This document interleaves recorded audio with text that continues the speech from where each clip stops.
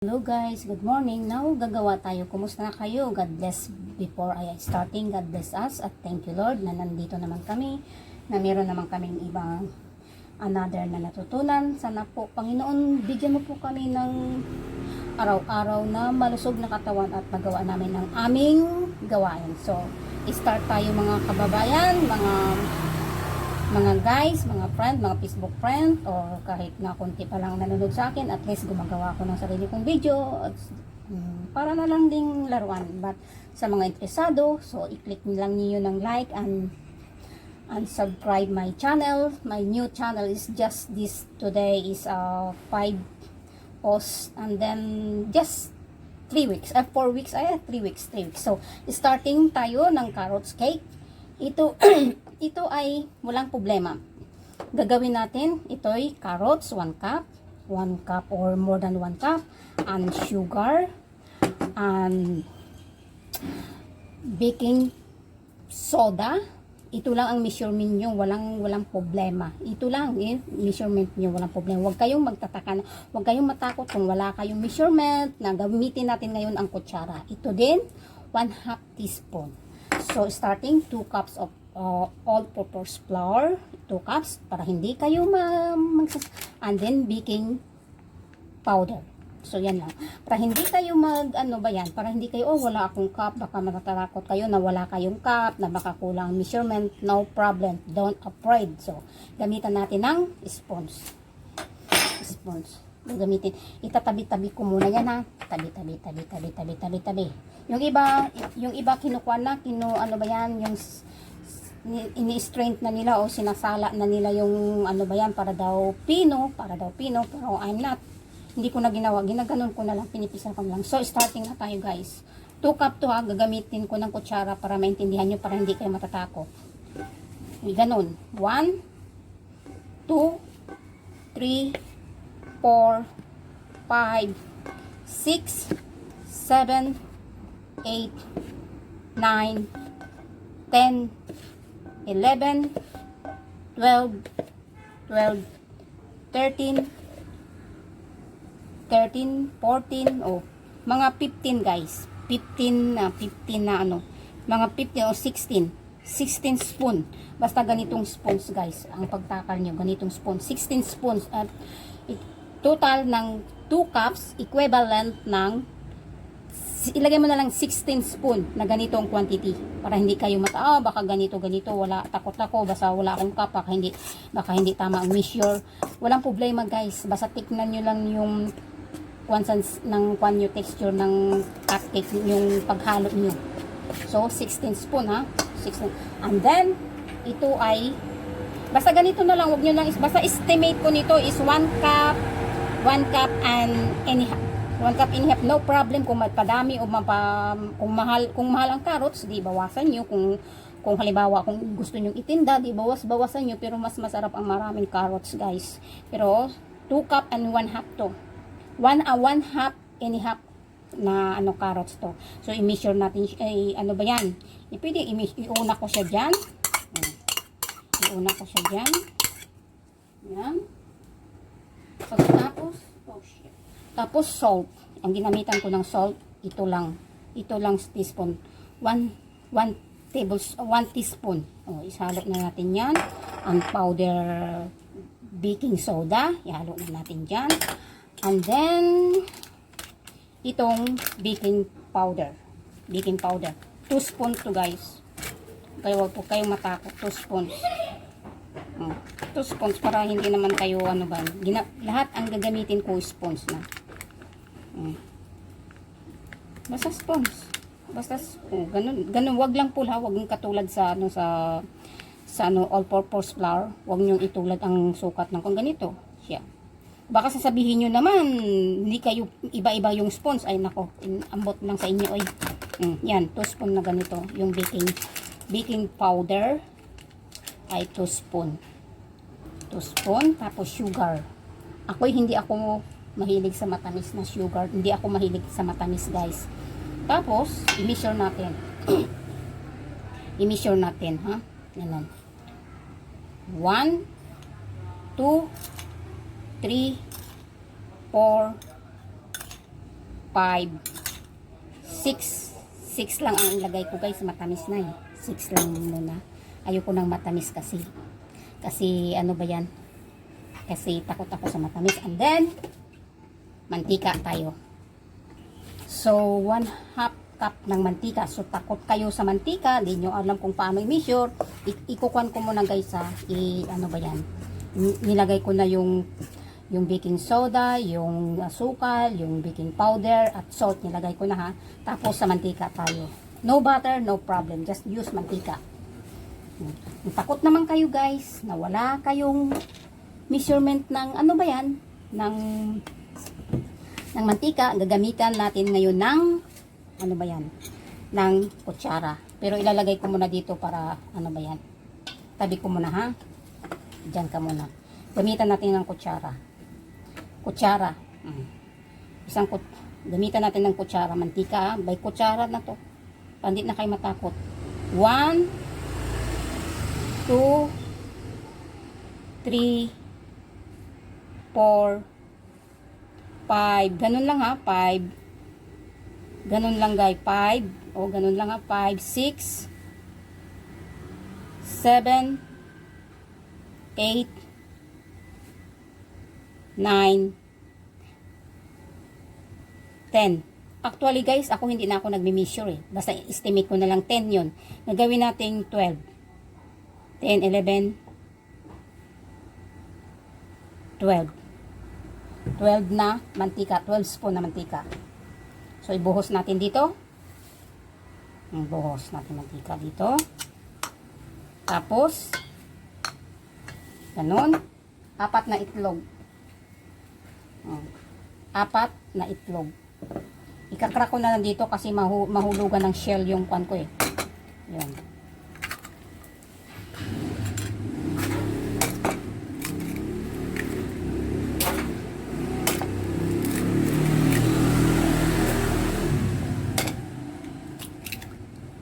Yan. Nagkalat pa si Merita. O, yan. O. 4 na itlog. Basta wag nyo nang ano ba yan? Shit. Yan.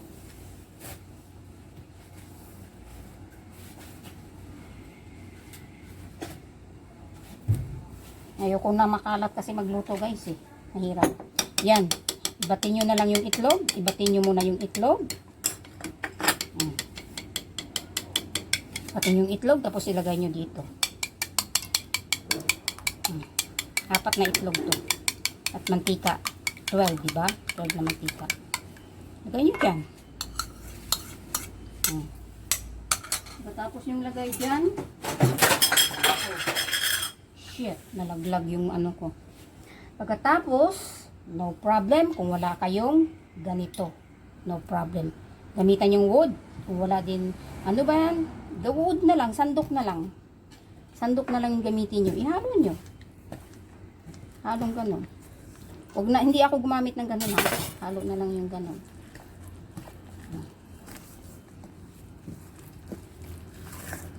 Ano. Tapos, if you need, hindi ako naglalagay ng ano guys, ng ano ba yan, hindi ako naglalagay ng vanilla. Kung gusto nyo ng vanilla, lagyan nyo ng vanilla. Kasi ang cause ng vanilla kung bakit naglalagay pa ng vanilla, kasi malangsa yung itlog, pangpaalis ng langsa yung itlog eh. So, lagyan natin ng vanilla. Kung gusto nyo nang lagyan ko ng vanilla, lagyan natin ng vanilla. Kasi, ano ba yan? Yun ang purpose. Kung bakit, ano ba yan? Kung bakit lagyan ng vanilla ang cake.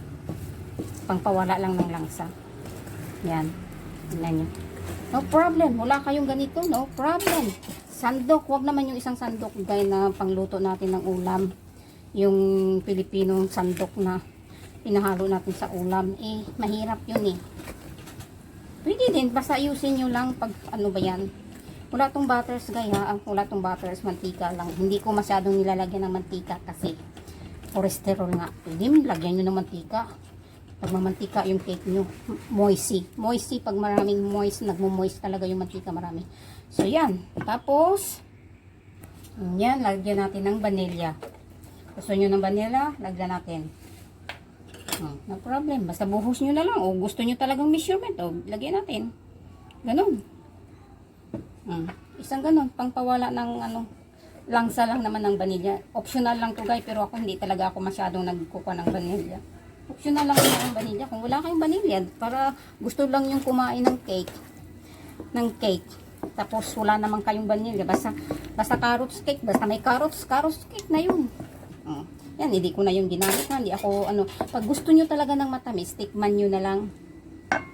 Tikman nyo na lang, guys. Tikman nyo na lang.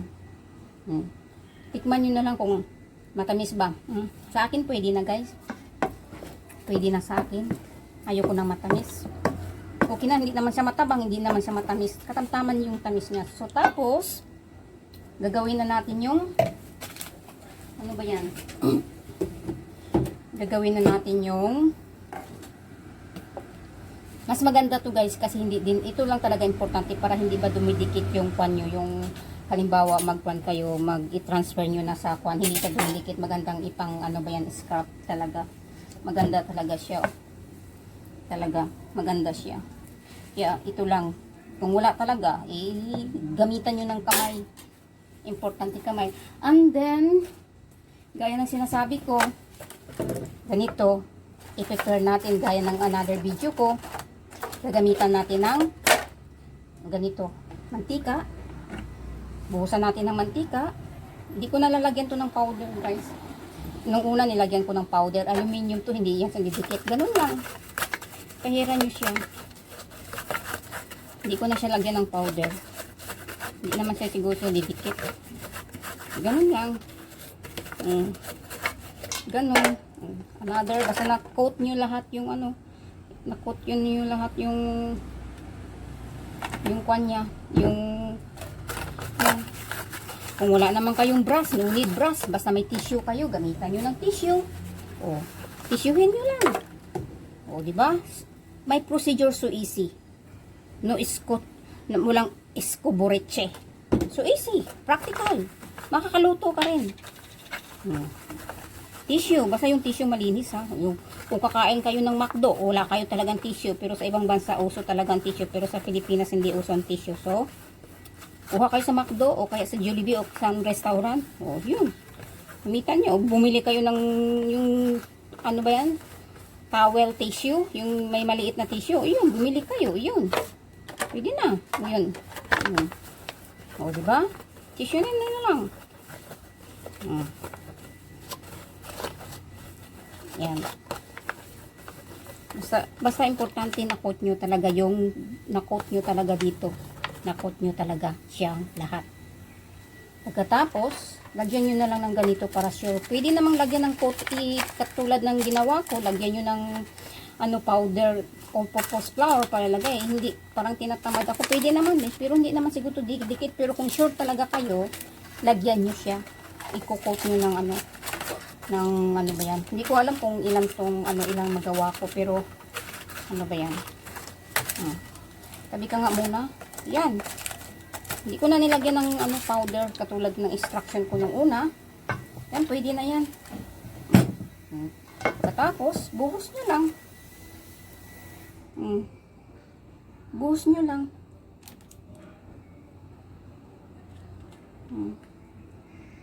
Buhos nyo lang.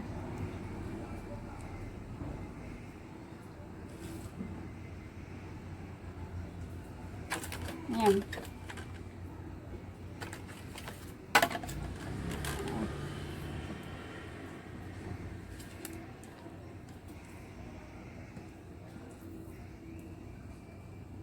Yan. Buhos. Dalawa lang pala to guys. Kung 2 cups, dalawa lang. Pero kung gusto kong damihan, matagal maluto kung lalagyan ko parang tubig. Matagal siyang maluto. 2 cups, sa 2 cups, dalawang ganito lang magagawa pala. Yan. Dalawa lang palang Maganda talaga to guys, tignan nyo. Itong spatula, maganda talaga. Kasi kung walang spatula, mahirap kasi i-grab yung ba yan, yan mahirap i-grab. Yan. Tapos, set nyo. Gaganon nyo. Nagkalat naman ako. Ayoko kasi ng misi magtrabaho guys. Gusto ko yung malinis. Di ba yung luwan si Pasaw nagkalat dito. At kung nagpunta gusto ko step by step. Pagkatapos linis muna. Ganon. Dalawa lang. Di ba? Yan. Tapos iluluto na natin to sa kawali na without oven. Lahat ng lulutuin ko without oven.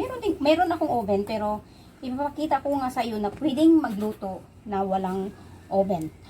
Ang kuan lang dito, ang advantage lang dito kung bakit yung sa ibabaw mo kasi oven may apoy sa may apoy sa taas, pero meron namang oven na walang apoy sa taas kaso kulob siya. Pero luto pa rin siya.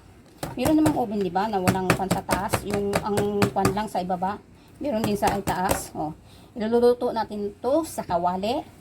Dati ng procedure ko. So, tignan natin.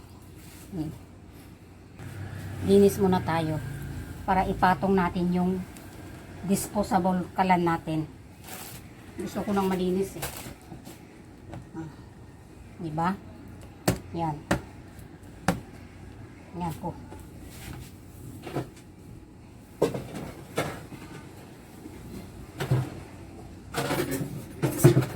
Ito yung disposable kalan natin. Tapos, you remember, ito yung kawaling na ginilutuan ko ng cake. Kung nakapanood kayo ng video ko yung una, ito pa rin yung asin guys. Ito pa rin yung asin. So, hindi pa rin siya nakukuha yung asin kung wala kayong asin guys. Pero take note, pwedeng buhangin. Pwedeng buhangin. Yan. Ilalagay na natin. Lagay natin. Yan. Iluluto natin sa ano ba yan? Ilagay na natin. Hindi ko na pinatungan yung dati guys. Pinatungan ko na. Hindi na. Sa ganun na lang. Ipapatong ko na siya sa ganun.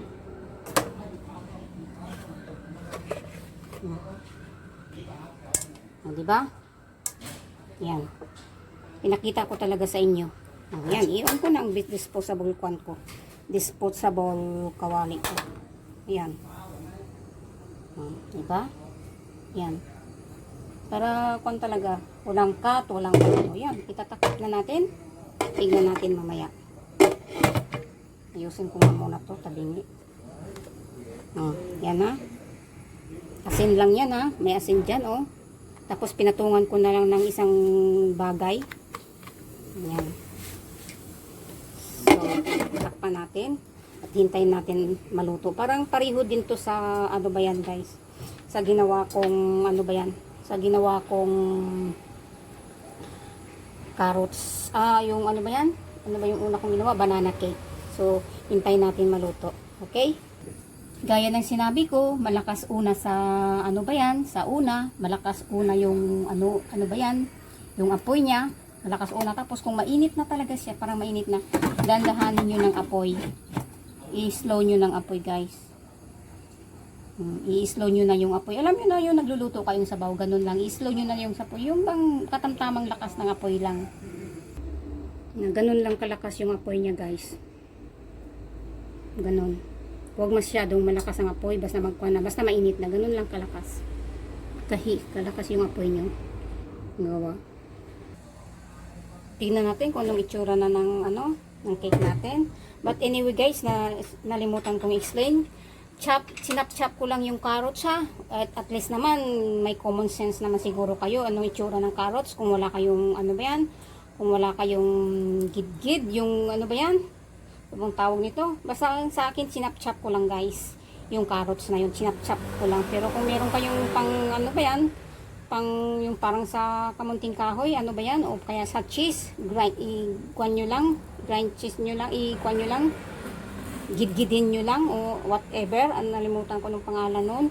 But anyway, tignan natin. Basta sinap-chop ko lang yung carrots guys. Hindi ko, ano ba yan. Sinap-chop ko lang dan. Lot of pork but tsaga-tsagaan lang. Kaya pinong-pino. Sinap-chop ko lang ng pinong-pino. Hindi pa. Basa-basa pa guys. Pinong-pino. Sinapchap ko lang talaga yung pinipino.